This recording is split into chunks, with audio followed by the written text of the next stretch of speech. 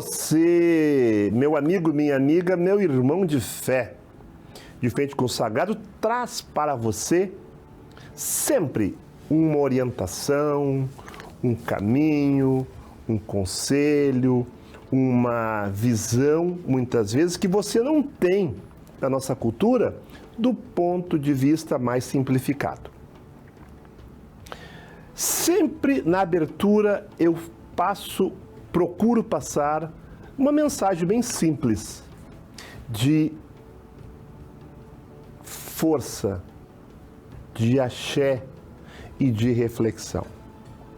A reflexão que eu sempre falo é a seguinte: se você busca o orixá, se você procura o orixá, você tem que primeiro entender por que você procura ele e o que você está disposto ou disposta a oferecer para ele.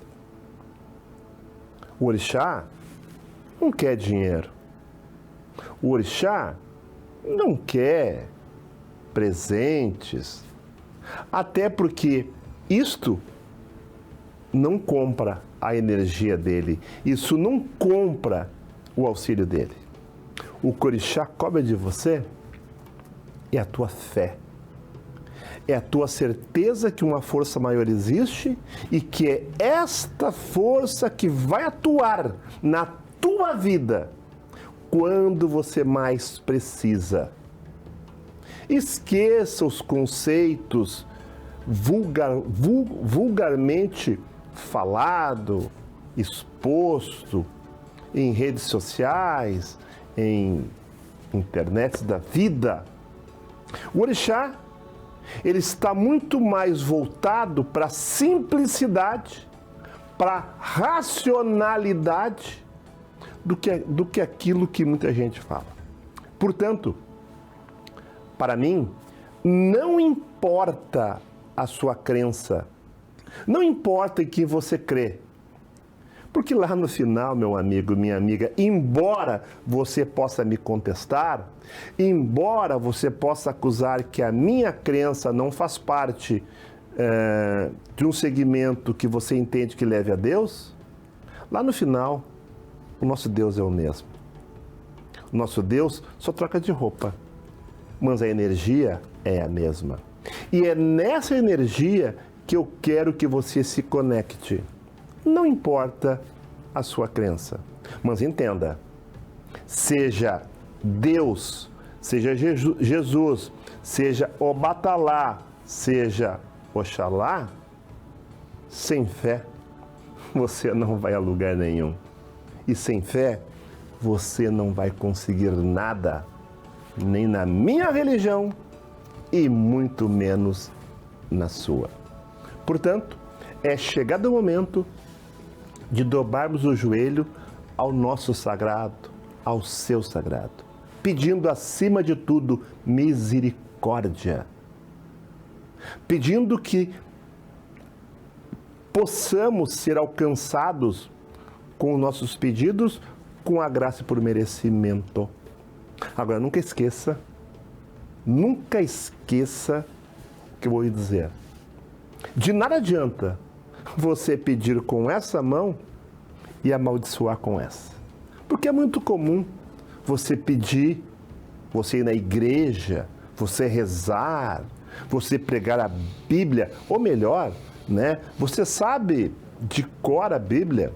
O espírita conhece o Evangelho de trás para frente e de frente para trás, conhece todas as obras da doutrina espírita, perfeito? O umbandista conhece todo o catecismo de Umbanda e por aí afora.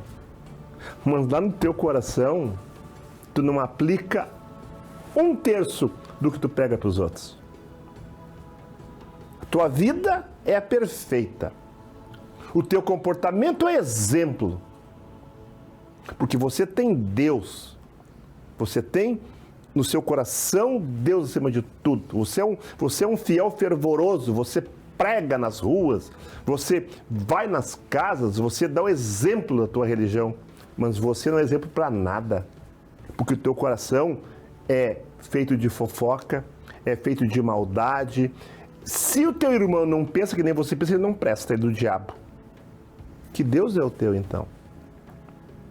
Por isso que eu digo, meus irmãos, tá? Devemos cada vez mais ter mais fé, criticar menos e auxiliar mais. Perfeito? Não queira arrebanhar ovelhas para o teu rebanho se esta ovelha não quer ir para o teu rebanho. E nem por isso ela não vai prestar.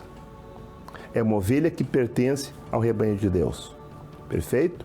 Portanto, dito isto, que sejam todos abençoados com esta mensagem, com esse propósito, mas sempre lembrando, sempre eu procuro falar isto, tá? Não é as tuas palavras que devem convencer alguém, é o teu coração. E não esqueça, não queira ensinar os outros aquilo que você não pratica. Isso serve também para nós da cultura afro. Hoje, nós vamos tentar falar de uma forma bem simples, tá? A questão do sacerdote, né? A questão dos rituais. Como é que você chega a ser sacerdote da cultura? Quais são os preceitos que ele passa para poder então te dizer um sacerdote? Eu não gosto de falar pai de santo, tá? O pai de santo. Sabe por que eu não gosto? Porque santo não tem pai. Eu não posso ser o pai do santo. Eu sou o zelador das obrigações do santo. Eu sou o pai de santo. Quer dizer que tu é o pai de santo, então? Não, você não é pai de santo, você não tem pai. Então, eu procuro falar sempre que eu sou um zelador das obrigações do santo. E aí? O que é necessário para nós podermos se intitular um sacerdote? Uma Ialorixá ou um Babalorixá. Hoje, nós estamos sem a presença da Oxum Ronqué, a nossa amada Ronqué, que devido às suas atividades, sejam elas religiosas, sejam elas sociais, a Ronqué tem uma atividade muito grande na questão social, com cursos de costura, cursos de línguas, da cultura que ela desenvolve, tá? E da sua ligação também muito com a Nigéria, ela pediu um afastamento, né, para poder, então, cuidar das suas questões profissionais. É claro que para nós é uma lástima, né, não ter a presença dela junto com a gente, mas de coração sei que ela está e a Oxum também está com nós. Tanto eu quanto o Eric, quanto o nosso programa, desejamos a você já de muito sucesso, ou melhor, você já tem, né? Mas que Oxalá e Iemanjá sempre te abençoe, Oxum sempre te carregue. E aos nossos seguidores, nossos telespectadores, tá? Eu informo que no momento eu não vou colocar alguém no lugar dela, tá? Porque não adianta eu botar uma pessoa para vir falar sobre batuque, porque sobre batuque nós já falamos, né? A hora que eu achar alguém que venha complementar tanto eu e o Eric, e a gente consiga entender que seja para o programa uma questão produtiva, a gente vai passar para vocês. Dito isto, bom dia, Eric Rolfe. Bom dia. Querido e amado. Sejam todos bem-vindos. Estamos aqui mais uma vez, juntos, como sempre, inseparáveis. Verdade. Sentindo a falta da Ronqué, mas a Ronqué vai para a Nigéria agora, vai cuidar das suas obrigações. Ela está muito corrida, né? Com muito trabalho, e eu permiti essa licença para ela. Sim. Tudo bom, querido? Tudo bom. Realmente... Realmente é uma perda para nós, né? Certo? Mas, querido Eric, hoje vamos falar algumas questões polêmicas, né, Eric? Hoje tu vai contribuir para nós, tá? Para umas questões, assim, bem interessantes, tá? Porque o que eu vejo, tá? Sempre lembrando, né, que o nosso programa não tem a pretensão jamais, né, de falar como orientador, como sacerdotes. Eu e o Eric aqui, nós não nos apresentamos como sacerdotes. O Eric tem a casa dele, eu tenho a minha casa, mas nós não viemos aqui como sacerdote. Nós viemos aqui como o Eric como estudioso da nossa cultura, da cultura afro no Rio Grande do Sul, tá? Eu como faço a intermediação dessas questões, tá?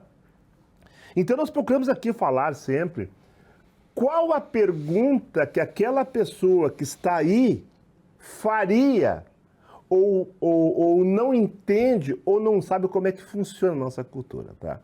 Então é comum, muitas vezes, você procurar uma casa de religião.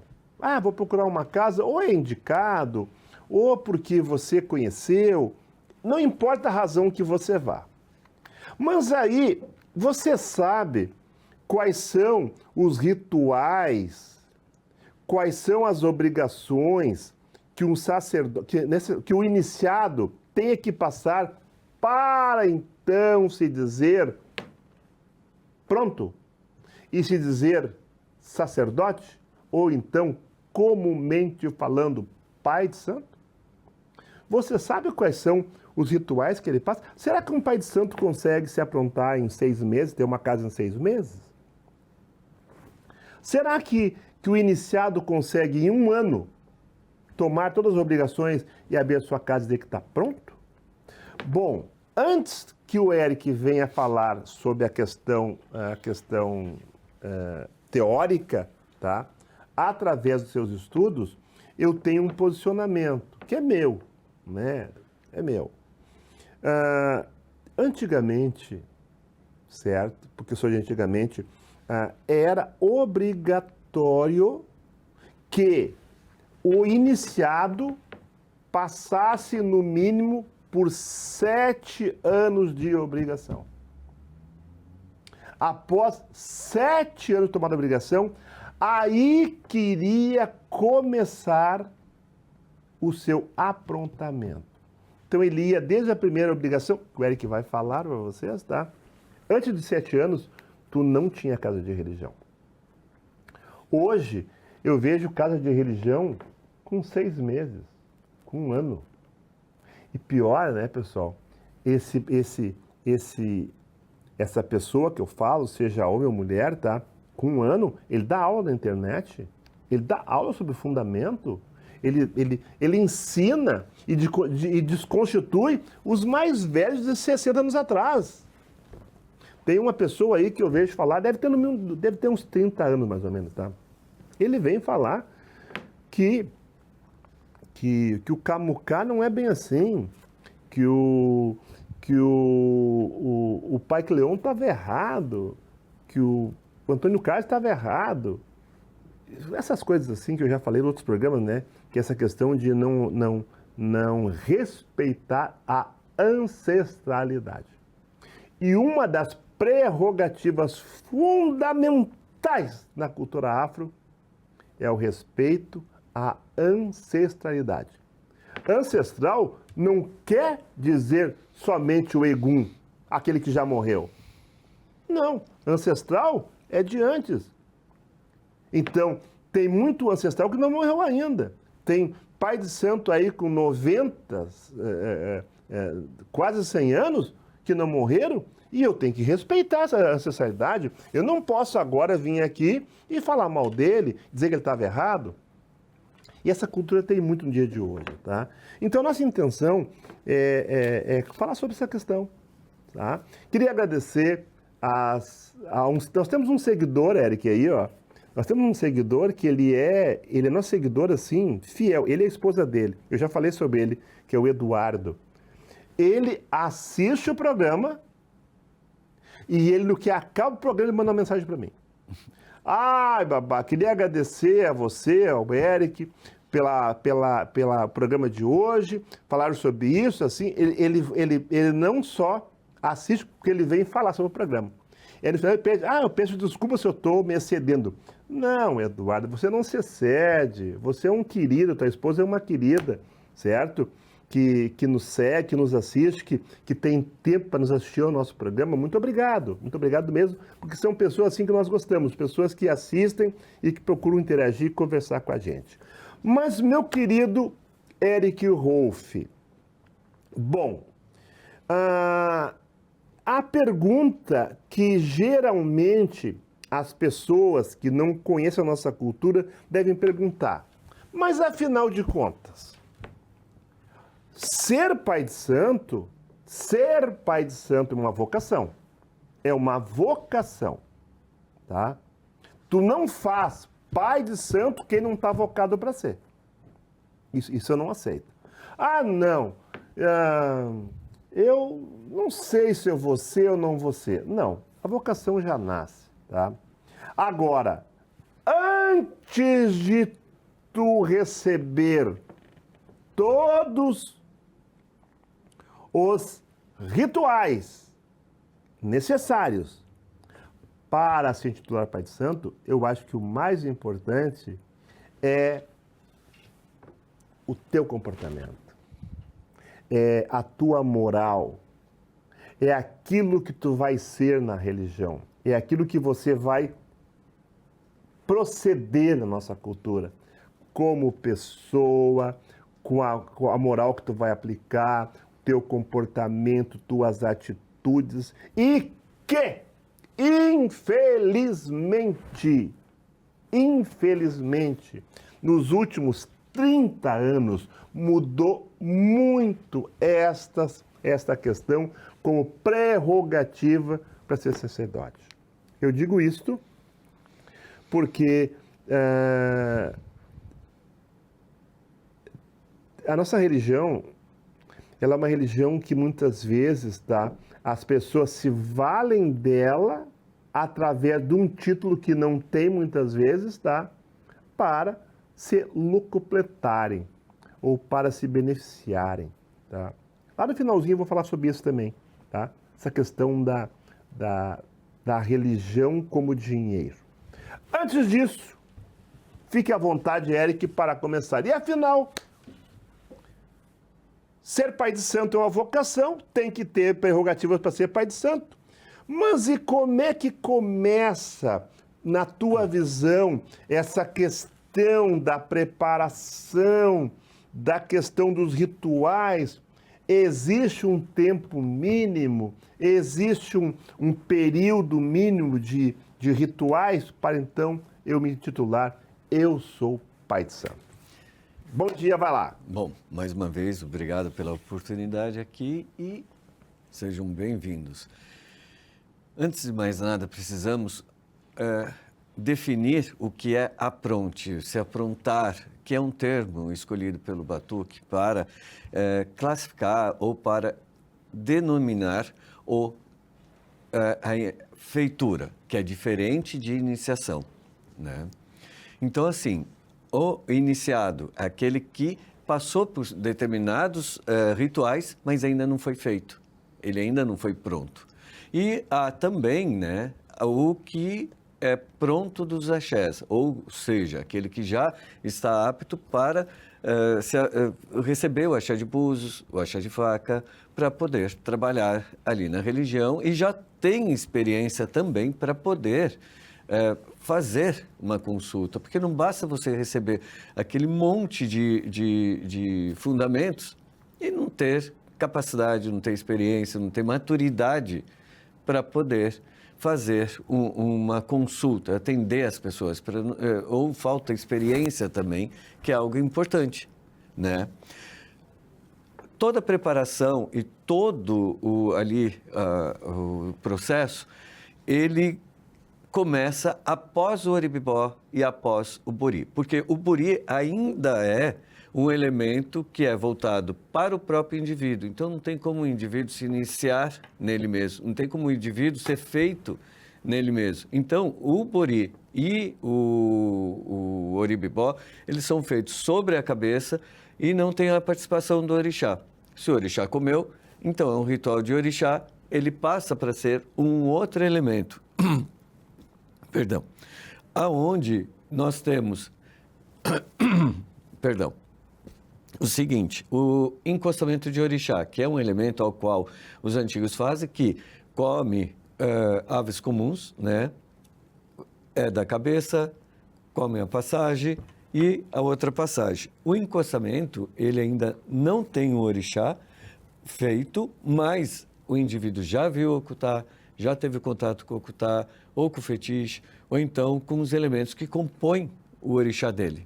Isso é um ritual para o orixá, né? Encostamento. O encostamento, ele ainda não foi feito. Ele ainda não teve ali a feitura ou dos bichos os quatro pés de aves, né, que a gente chama quatro pés de aves, ou então as aves nobres, né, que são angola, pato, marreco, que é muito comum.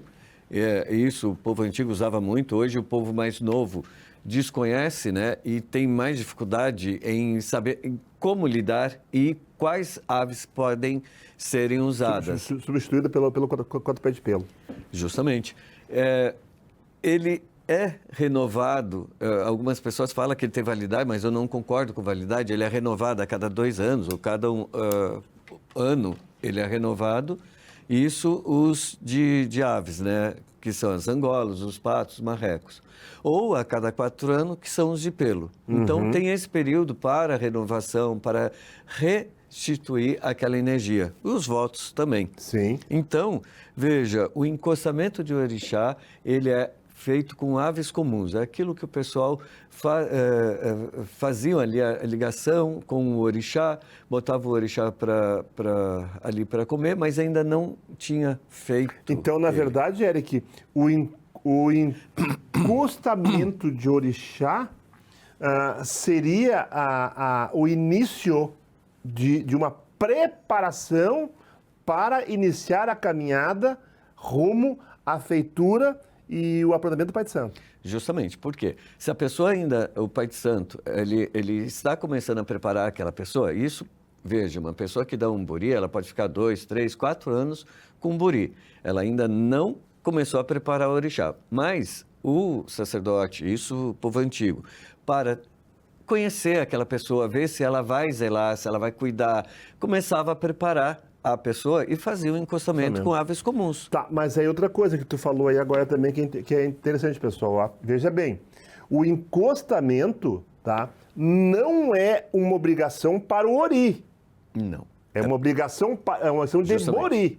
Né? É quando tu estás, de uma certa forma, fortalecendo a cabeça e o corpo, né? Independente de falar em ori. Concorda? Sim.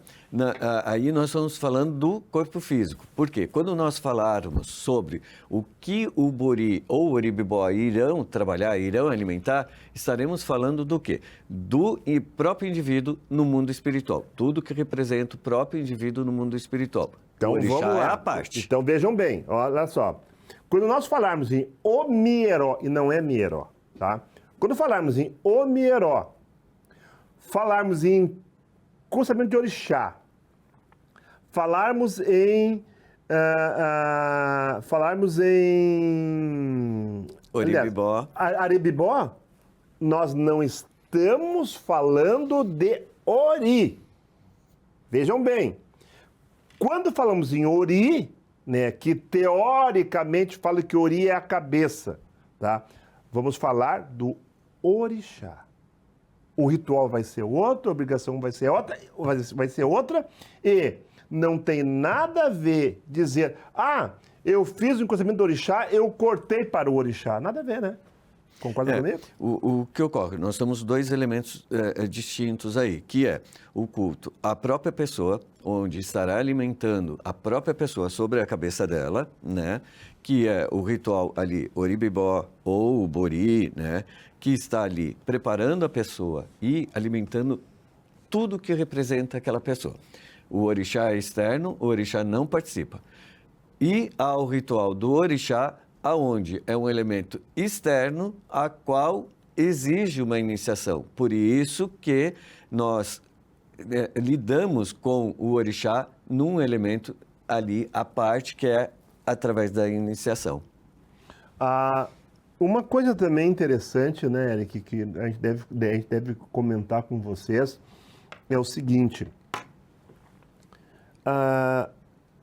Vocês sabiam que muitas vezes, tá? Você deve se perguntar isso aí também. Para ser pai de santo ou mãe de santo, obrigatoriamente eu tenho que receber um orixá? Não. Não é obrigatório. O orixá, aliás, a tua feitura, o teu apronte não está condicionado à manifestação do orixá. É isso aí. Isso tanto no batuque quanto na Nigéria, o procedimento é o mesmo.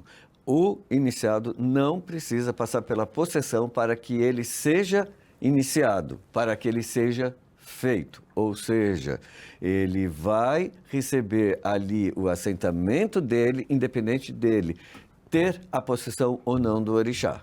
Bom, passando, Eric, então, o encostamento ou o mieró, né? Começamos, vamos então, agora eu quero ir então para a minha preparação. Minha preparação para... Porque foi na tua casa que tu jogou para mim. Olha, Aldo, eu vi aqui que tu vai ter que fazer umas obrigações, tá? E o orixá aqui está dizendo que tu vai seguir na minha casa e eu vou dar início à tua preparação aos rituais no qual o orixá diz que tu vai ser pronto, tá? Aí eu te faço uma pergunta. Esta visão do pai de santo, quando vai jogar para o filho, ele já sabe que aquela pessoa que está jogando com ele, ela não vai somente fazer um omieró, ou fazer um encostamento, perfeito? Ou fazer um bori, mas ela vai seguir a religião. Isto você fala quando o consulente vai na tua mesa jogar contigo, e tu já fala isso para ele? Ou no jogo já vem dito que eu que fui jogar contigo vou ser um iniciado, vou passar por esses 3 processos ou não, e que eu vou seguir a religião?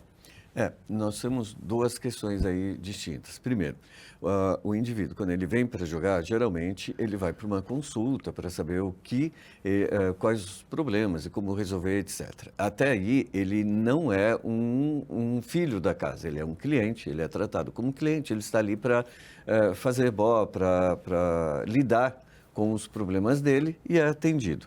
A partir do momento que ele começa a se empolgar ali com a religião e quer seguir, então é feito o jogo para determinar quais os caminhos. Precisa fazer um buri, precisa fazer um aribibó, vai fazer uma iniciação, que é o encostamento de orixá, vai fazer uma feitura e tudo mais.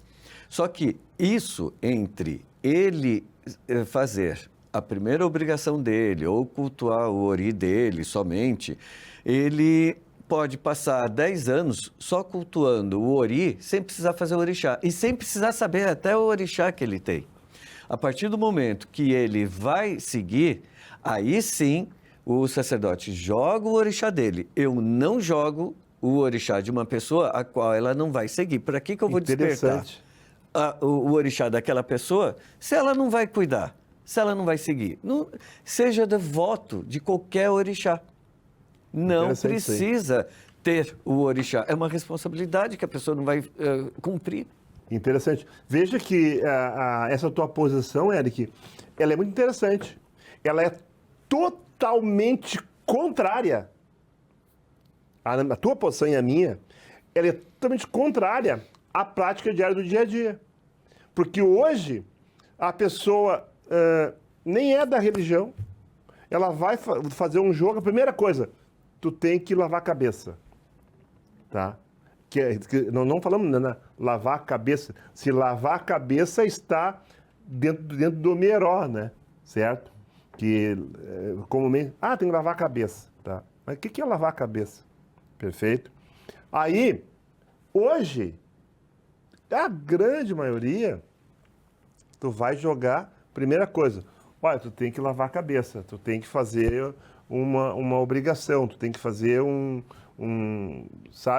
reforço, eu falo assim, um reforço de cabeça. Tem que fazer um reforço da tua cabeça, tá muito fraco da cabeça, entendeu?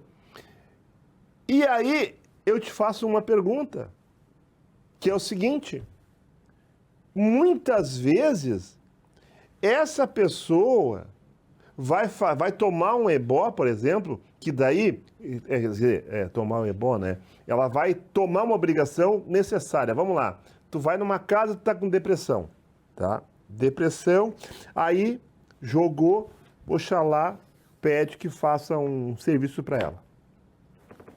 Veja bem, tu jogar para mim e dizer que eu vou ter que fazer um reforço na minha cabeça porque eu estou com problema de cabeça, não quer dizer que eu tenho obrigação de seguir a religião. Justamente. Porque tu é o médico. Eu fui no médico, me deu uma medicação, não tem que seguir aquela... Não é obrigado. E também não tem nenhum vínculo religioso com o orixá por ter feito o trabalho e não quer seguir a religião. Justamente. Uma das coisas que hoje em dia deve ser pensado, porque a religião ela cresceu muito. O Batuque, no Rio Grande do Sul, cresceu muito. São mais de 65 mil terreiros só no Rio Grande do Sul. Isso é uma estimativa que fizeram aqui, um estudo. E, veja, é uma quantidade gigante de adeptos, seguidores. Inclusive, fora do país, tem muitos terreiros também. Então, o estudo e a evolução faz com que as pessoas repensem os seus costumes. Então, assim, há a possibilidade de fazer um bori como um oribibó, que não precisa ter manteigueira, não precisa ter quartinha, só faz sobre a cabeça da pessoa. Então, veja, a pessoa está livre, ela vem, toma um bori, eu vou chamar de afiliados, que são sacerdotes, vêm de outra casa, fazem um bori e vão para a sua casa. Ou seja, não há um vínculo, não preciso ter uma prateleira, um monte de prateleiras ali de pessoas que tomam um bori em casa. Exatamente. E essa questão, né, pessoal, como o Eric falou, eu penso que nem ele, por exemplo, tá? Eu não tenho por hábito, num jogo, né, dizer assim, ó, tu tem que seguir a religião, certo? Não é meu hábito. Tu tem que fazer um trabalho, a não ser, claro, que o orixá peça, porque a pergunta que eu tô, aliás, essa questão que eu estou tentando colocar, porque eu fiz uma pergunta lá atrás, né? Se quando eu vou jogar, eu já vou saber que eu vou ser pai de santo. O que o Eric falou? Ele disse, não, tu foi na minha casa porque tu tem um problema. Perfeito? Vai marcar um trabalho, eu faço um trabalho, tá? E aí, ao longo do tempo, havendo uma identificação com a religião, que tu vai te aproximando e a aproximação vai te levando a frequentar e aí sim começar a fazer algo necessário para ser um iniciado. Agora, muito cuidado, porque essa questão de você achar que a nossa religião, que por você se iniciar na religião, por você fazer uma obrigação, por você fazer, seja o que nós falamos aí, vai mudar a tua vida, cuidado. Porque a religião não tem essa proposta de mudar a tua vida. A religião não é feita para isso.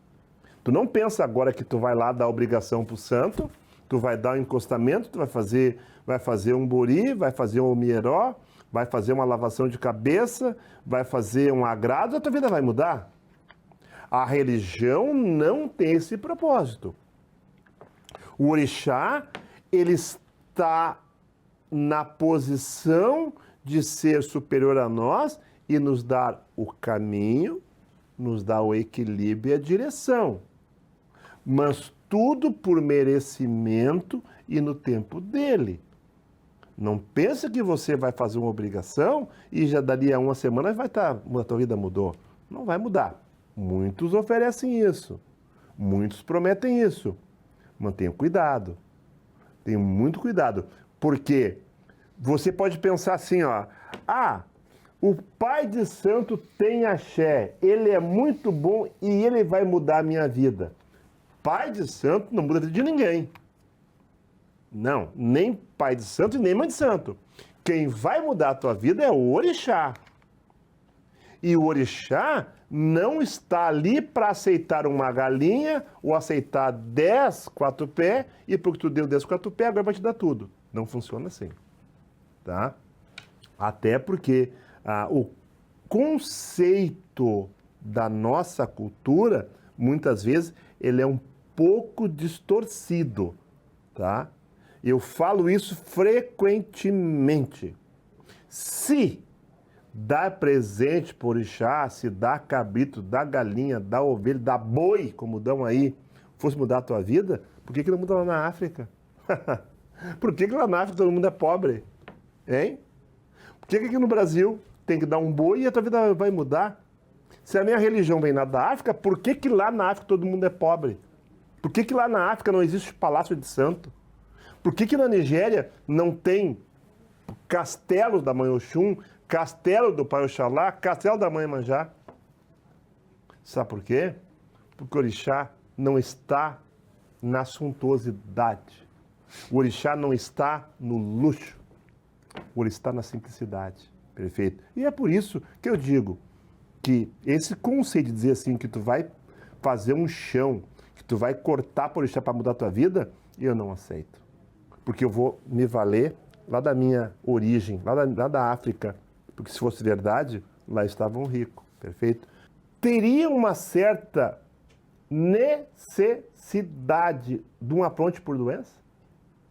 Sim, há casos que a pessoa acaba precisando fazer um tratamento. Porém, assim, é importante destacar que o que vai tratar o indivíduo são os EBOs, os serviços, que nós chamamos de serviços. Eles são feitos ali, independente da pessoa, inclusive saber o orixá dela, entrar para a religião e tudo mais. Mas há casos aos quais o orixá determina que seja feito ali a iniciação. Isso, às vezes, para correção de alguma coisa na própria vida da pessoa e etc. Então, o que nós costumamos fazer? Vamos tratando, caso venha para uma iniciação, para a saúde, para um tratamento, aí é feito com a orientação do jogo. Tá, mas veja bem, né, pessoal? Não é feito o aprontamento para receber o santo. Não, é uma obrigação que o orixá pede, tá? Necessária em função da situação que se apresente. Bom, então esses 3 anos que nós estamos falando aqui, que eu acho que é o mínimo, né? No meu tempo era 7, tá? É o tempo que você tem para aprender, você tem para se familiarizar, tá? É o tempo que você tem para se formar, para formar o teu comportamento religioso, porque quando tu convive dentro de uma casa com os teus irmãos, convive com o teu pai de santo, convive com o comportamento dele, com a forma que ele pensa, isso é necessário para te dar o chão. É o chão que tu vai pisar nesses 3, 4 anos, tá? Quando passa esses 3 anos, tá? Que não é o pai de santo que vai dizer para ti, agora tu vai fazer tal obrigação. Não, o jogo pede, o orixá pede no jogo, tá? Quando o pai de santo entende que tu tá bem, ele vai jogar, tá? Então, é necessário sim, no mínimo 3 anos. Alguém vai me criticar aí. Ah, tu tá errado, porque não existe tempo para fazer a obrigação.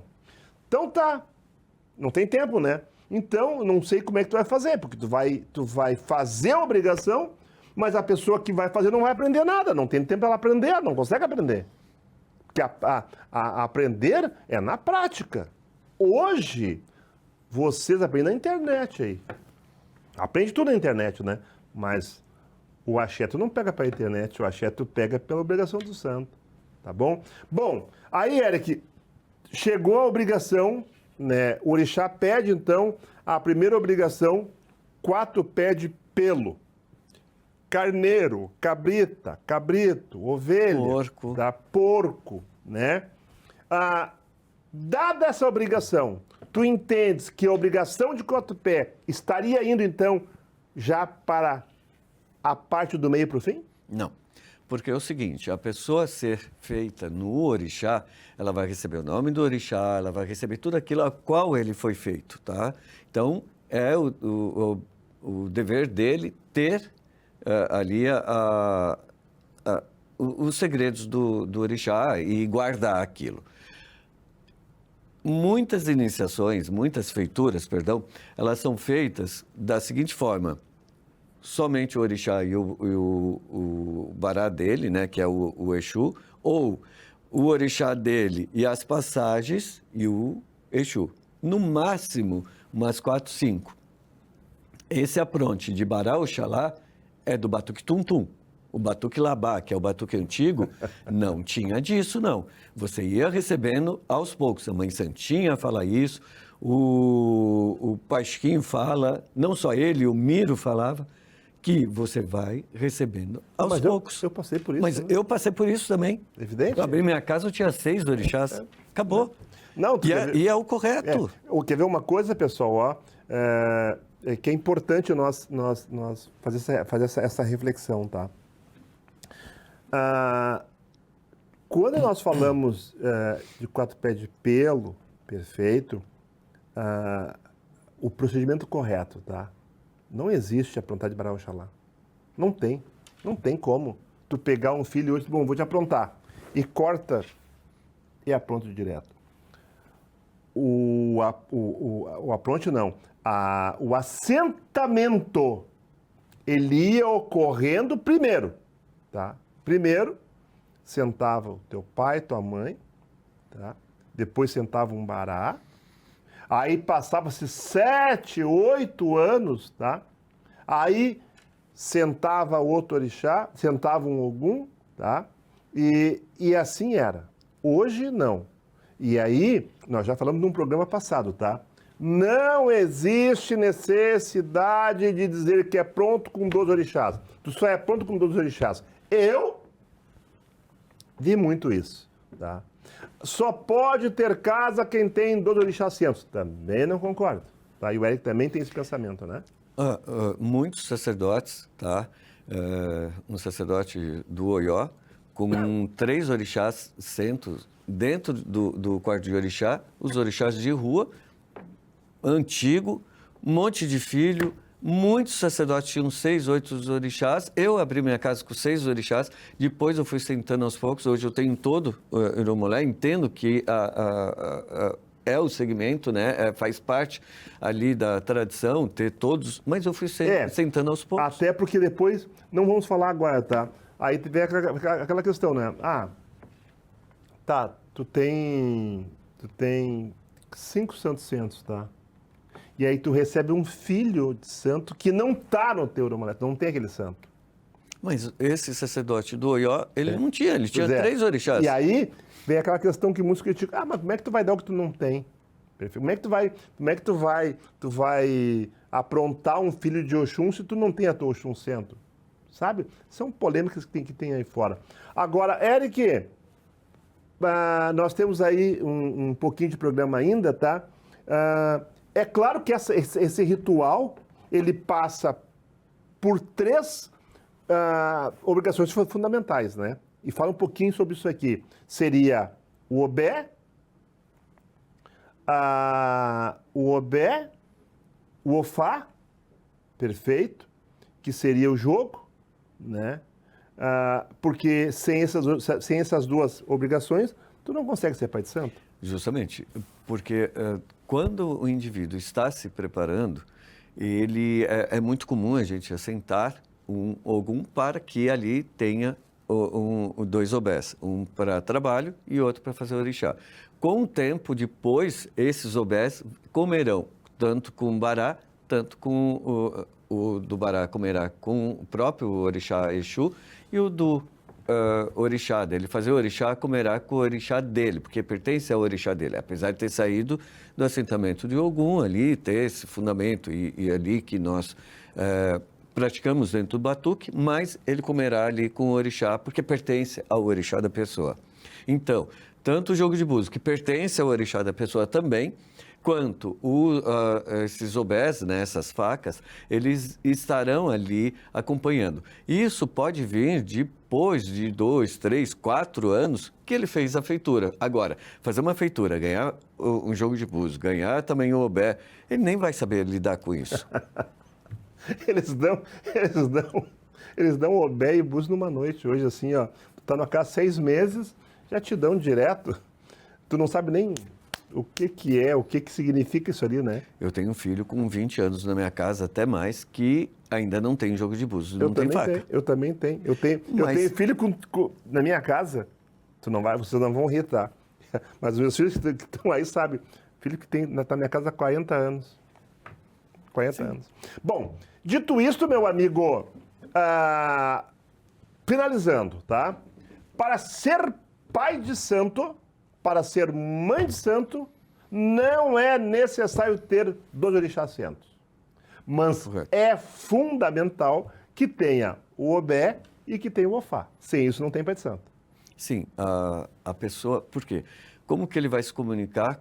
Até poderia ele ter uma faca ali para ele, um obé, para ele poder trabalhar, para ele poder fazer orixá, e o sacerdote jogar os búzios por ele, o próprio sacerdote dele. Mas ele precisa do jogo ali dele para poder conversar com o próprio orixá dele, para poder ir lidando. Há um caso, esses dias, só colocar que estavam falando sobre uma família, tá? Não vou citar a família, que filhas de Oiá não tem jogo de búzio. Gente, eles não entregam jogo de búzio para a filha de Oiá. Como que a filha de Oiá irá preparar os filhos dela com jogo de búzio se ela não recebeu? Aí o orixá chega e fala tudo.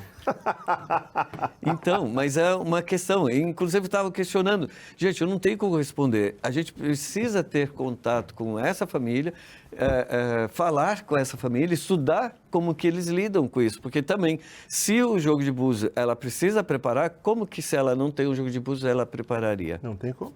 Eu te faço uma pergunta. Como é que eu vou atender? Como é que eu vou orientar? Se eu não tenho como orientar. Não tem como. Bom, meus amigos e minhas amigas, queridos, amados, tá? Através do nosso querido Eric Rolf, vocês conheceram um pouquinho. Esse programa é para você que não conhece religião. Não vem nos criticar aí depois que nós falamos, não. É um programa para aqueles que não conhecem a religião. Então, vamos lá para as considerações finais. Primeiro, não existe casa que tenha que ter obrigatoriamente 12 santos na prateleira para dizer que se eu não tenho 12 santos, eu não sou pai de santo. Ficou subentendido que 2 coisas é fundamentais. É o obé, que é a faca, perfeito, que vai cortar para o orixá e que vai cortar para o serviço, e eu tenho que ter o ofá, que é a mão do jogo, que é o búzio. Porque entendemos que sem o búzio eu não vou conseguir falar com o orixá. Perfeito? Daqueles que me procuram. Segundo, terceiro, que é muito importante, tá?